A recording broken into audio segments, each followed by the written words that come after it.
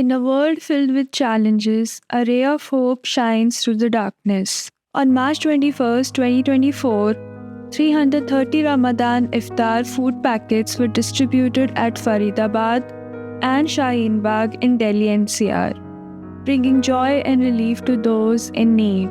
These food packets are a lifeline for many. Each packet contains 11 essential items, including rice, pulses, chickpeas, sugar, roo afza, dates, spices, oil, sevai, and salt, enough to last 2 weeks. They were distributed to Muslims, senior citizens, single mothers, disabled individuals, children, widows, and the weaker sections of society. The recipients of these packets, including daily wage workers and scrap collectors, live in very difficult conditions. They lack adequate infrastructure, face floods during the rainy season, and their homes are not earthquake resistant.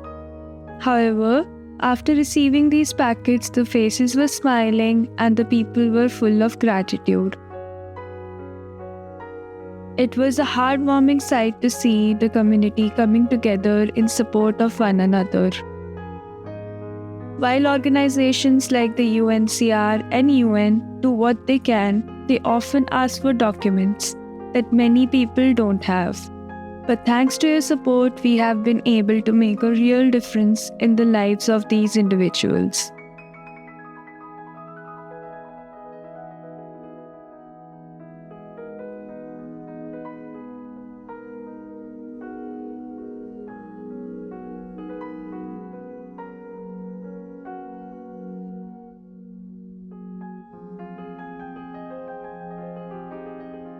The Rohingya are a Muslim minority group from Myanmar, primarily residing in the Rakhine state. They have faced persecution and discrimination for decades, denied citizenship and basic rights in their own country. In 2017, a military crackdown led to a mass exodus of Rohingya refugees into neighboring countries, including Bangladesh and India, creating one of the world's largest refugee camps, where they continue to face overcrowding, limited access to healthcare, and precarious living conditions. Despite the challenges they face, the Rohingya community has shown incredible resilience and determination to rebuild their lives. They have established schools, mosques, and community centers in the refugee camps, striving to maintain their cultural identity and provide education and support to their fellow refugees. However, their situation remains precarious, and they continue to rely on humanitarian aid for their survival. But the situation for the Rohingya in Myanmar remains dire. They are at risk of becoming victims of genocide amid the ongoing civil war. And the move to deport Rohingya refugees happened just as India enacted a controversial new citizenship law. Our humanitarian organization is committed to helping the Rohingya people and putting pressure on governments to allow them to return to their homeland. Despite facing negativity and misconceptions, the Rohingya community in India is resilient. We must come together to support them and ensure a better future for generations to come. We would like to extend our heartfelt thanks to the Indian government and its people for their support and hospitality towards Rohingya refugees. Your support can make a difference. Please consider donating to help us continue our mission. Together, we can create a brighter future for all. Thank you for all your support and generosity. अस्सलाम वालेकुम वरहमतुल्लाहि वबरकातुहू। मेरा नाम शब्बीर है। मैं Rohingya human right initiative का founder director हूँ। मेरे तरफ से आप सबको रमज़ान मुबारक है और मैं आप सब लोगों से गुजारिश करता हूँ रमज़ान की महीना में आप हमारे लिए भी दुआ करें, हम आपके लिए भी दुआ करेंगे। ये बरकत की महीना है, सब लोग दुआ करते हैं पूरा दुनिया की शांति और अमन के लिए। आज की जो दिन है 21 मार्च को 2024 को रमज़ान की महीना है और इफ्तारी के लिए रमज़ान में खाने के लिए हमारे साथियों ने, लोकल डोनर लोगों ने ज़कात के ज़रिए कुछ राशन प्रोवाइड किया है वो आज हमने डिस्ट्रीब्यूट किया है। 330 पैकेट है दिल्ली एनसीआर में। उसमें 11 आइटम है, चावल है, तेल है, दाल है, चीनी है, नमक है, हल्दी है, मिर्ची है और रूह अफ़ज़ा है, खजूर है, इसी तरह का सेवई है।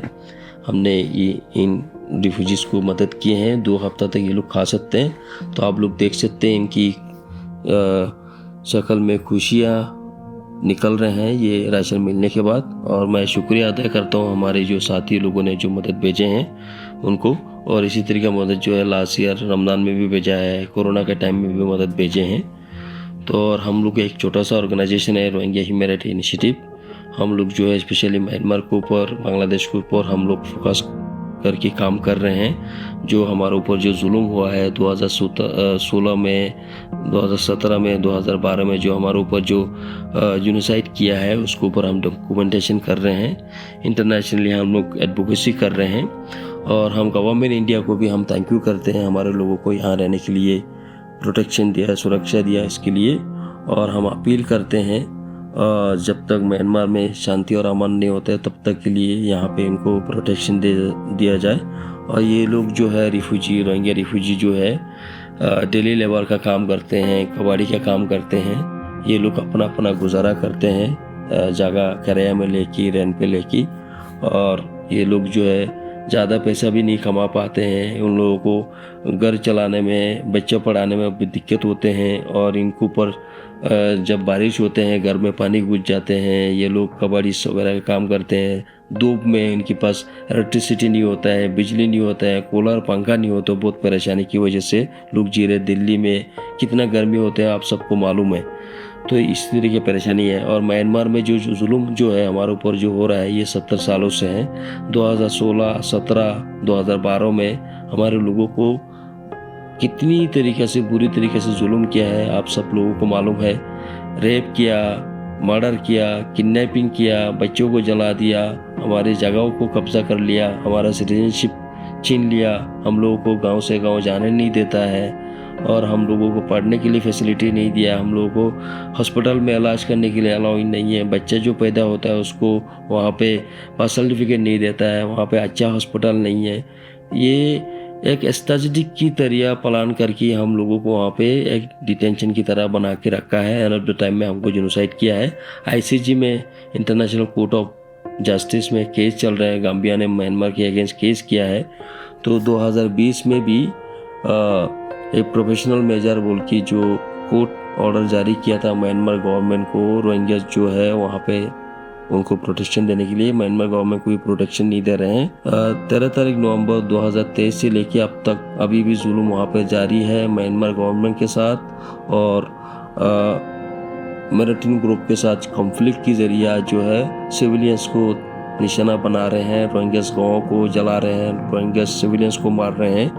वहाँ पे इंटरनेट वगैरह बंद कर दिया है, वहाँ पे फ़ोन वगैरह बंद कर दिया है, किसी से बात नहीं हो पा रहे हैं। लोग जिंदा है, मरा है, पता नहीं। वहाँ पे खाना की कमी है, वहाँ पे आयरन जूस निकल गया है, वहाँ का सिचुएशन बहुत ख़राब है।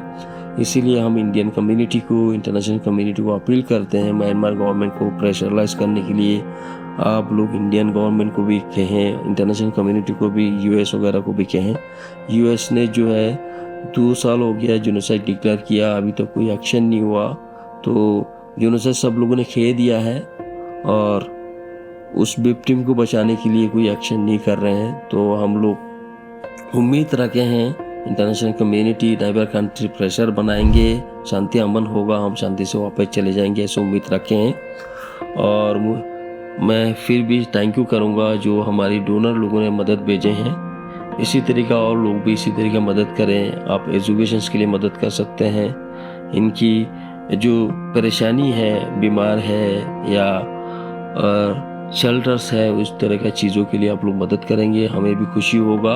और आप लोगों की मदद के ज़रिए हम भी ज़रिया बनते हैं। सो आपकी हम लोग फैसिलिटेट करके मदद कर रहे हैं। और हम लोग जो है एक छोटा ऑर्गेनाइजेशन है, हम लोग कोशिश करते हैं होस्ट कम्युनिटी के साथ शांति और अमन बना के रहने के लिए हमारे लोगों के साथ, और गवर्नमेंट के साथ सपोर्ट वगैरह लेके हम अपनी देश में वापस जाने के लिए, म्यांमार गवर्नमेंट को प्रेशर बनाने के लिए। Thank you so much. अस्सलामु अलैकुम व रहमतुल्लाहि व बरकातुहू।